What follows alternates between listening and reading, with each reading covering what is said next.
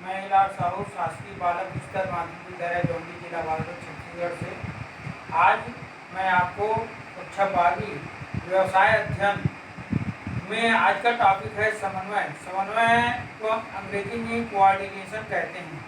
समन्वय किसी भी व्यवसायिक संस्था हो या गैर व्यवसायिक संस्था हो, प्रबंधन का अति महत्वपूर्ण कार्य है। अति महत्वपूर्ण कार्य है, बल्कि हम ये कहें कि यह प्रबंधन का सार है। प्रबंधन का हम सार भी मान सकते हैं, क्योंकि उपक्रम की विभिन्न क्रियाओं को, विभिन्न गतिविधियों को जब हम संचालित करते हैं तो उनमें तालमेल बनाए रखना अथवा एकता बनाए रखना आवश्यक होता है, ताकि हम सामान्य उद्देश्य को प्राप्त कर सकें। सामान्य उद्देश्य को प्राप्त करना मतलब जब तक हम समन्वय अथवा तालमेल बनाए नहीं रखेंगे, तब तक हम अपने व्यवसायिक जो उद्देश्य है उस लक्ष्य को प्राप्त करने में हम असमर्थ साबित होंगे। अतः एक बाधा बनी रहेगी अगर हम समन्वय को स्थापित न कर पाएं। समन्वय को हम शाब्दिक अर्थ में देखें तो समन्वय को हम तालमेल भी कर सकते हैं।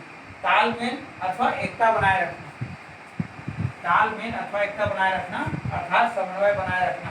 हम आगे समन्वय की परिभाषा के क्रम में आगे देखते हैं। एक मूने तथा रेले के अनुसार पढ़ते हैं समन्वय की परिभाषा। किसी समान उद्देश्य की पूर्ति हेतु की जाने वाली विभिन्न क्रियाओं के मध्य एकता बनाए रखने के उद्देश्य से सामूहिक प्रयत्नों में सुव्यवस्था करने को समन्वय कहते हैं। एकदम साफ है समन्वय की परिभाषा। मूल्य के अनुसार उनका कहना है कि हम किसी वांछित उद्देश्य को प्राप्त करने के लिए विभिन्न क्रियाओं में एकता तालमेल बनाए रखना, ये उनका अभिप्राय था। आगे हम समन्वय के प्रमुख लक्षण, उसके विशेषता पर चर्चा करना चाहेंगे कि आखिर समन्वय का लक्षण और विशेषता क्या है। इसमें पहला देखते हैं सामूहिक प्रयासों में सामंजस्य स्थापित करना। सामूहिक प्रयासों में सामंजस्य स्थापित करने का अभिप्राय यह है कि हम विभिन्न जो क्रिया है, व्यवसायिक क्रिया है, उसमें आपस में सामंजस्य बनाए रखेंगे। जैसे व्यवसायिक फर्म में क्रय विक्रय, उत्पादन, विपणन, सेवा वर्गीकरण, इन तमाम क्रियाओं में जब तक हम सामंजस्य स्थापित नहीं करेंगे तब तक कि हम वांछित लक्ष्य को प्राप्त करना हमारे लिए मुश्किल होगा। दूसरा है प्रयासों में एकता। क्योंकि प्रयास एक व्यक्ति का नहीं है, हमारे फर्मों में, कंपनियों में, फर्मों में बहुत सारे व्यक्ति काम करते हैं और सभी के सामूहिक प्रयास में यदि हम एकता बनाए रखेंगे तभी हम कोऑर्डिनेशन कर पाएंगे अर्थात समन्वय कर पाएंगे। अतः प्रयासों में एकता आवश्यक है। अगर एकता स्थापित नहीं करेंगे तो उसका अर्थ ये होगा कि हमारा जो लक्ष्य है हम दिग्भ्रमित हो जाएंगे। अतः एकता बनाए रखना भी समन्वय की एक महत्वपूर्ण विशेषता है। तीसरा है सतत प्रक्रिया। सतत प्रक्रिया से अभिप्राय यह है, यह समन्वय की जो प्रक्रिया है वो लगातार चलता है। लगातार चलना मतलब है कि प्रयास जो है, सामूहिक प्रयास जो है सतत रूप से चलता है, तो समन्वय की जो प्रक्रिया है वो लगातार चलता है। अर्थात हम प्रत्येक कार्यों में निगरानी करते रहते हैं।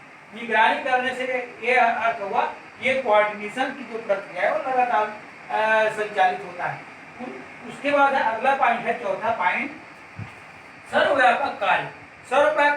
सर्वव्यापक कार्य का अभिप्राय यह है, यह सभी जगह लागू होता है, चाहे वो गैर व्यवसायिक संस्था हो, चाहे व्यवसायिक संस्था हो, चाहे हमारा लाभ कमाने वाला संस्था हो, चाहे अलाभकारी संस्था हो। मतलब हर क्षेत्र, हर स्थान में, हर जगह ये समन्वय आवश्यक है। समन्वय यदि हम नहीं कर पाएंगे तो हमारे जो सामान्य लक्ष्य है उसकी पूर्ति करना हमारे लिए नामुमकिन होगा। उसके बाद अगला पॉइंट है प्रबंधकों का उत्तरदायित्व। प्रबंधकों का उत्तरदायित्व का मतलब है, हर प्रबंधकों का उत्तरदायित्व ये बनता है कि हम कोऑर्डिनेशन या समन्वय बना के चलें। अगर हम समन्वय बना के नहीं चलेंगे तो आखिरकार ये होगा कि हम अपने लक्ष्य को, सामान्य लक्ष्य को या विशेष लक्ष्य को प्राप्त करना हमारे लिए मुश्किल होगा। अतः प्रबंधकों का सबसे महत्वपूर्ण उत्तरदायित्व है, उसका एक महत्वपूर्ण कार्य है कि वो हर विभागों में, हर गतिविधियों में वो समन्वय बना के चले, उसका रिस्पॉन्सिबिलिटी बनता है। चाहे वो प्रबंधक उच्च स्तर का प्रबंधक हो, चाहे मध्य स्तर का प्रबंधन कार्य हो, चाहे वो निम्न स्तर का प्रबंधन कार्य हो, सभी स्तरों के प्रबंधकों का ये उत्तरदायित्व बनता है कि समन्वय बना के चले। उसके बाद है छठवां है सोच विचार कर करने वाला कार्य।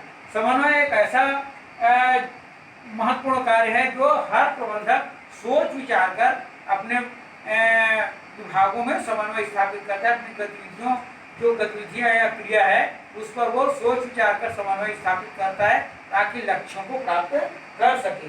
उसके बाद अगला है अति महत्वपूर्ण कार्य। अति महत्वपूर्ण कार्य मैं पहले ही चर्चा किया कि प्रबंधकीय कार्य में समन्वय का जो कार्य है वो बहुत ही महत्वपूर्ण है।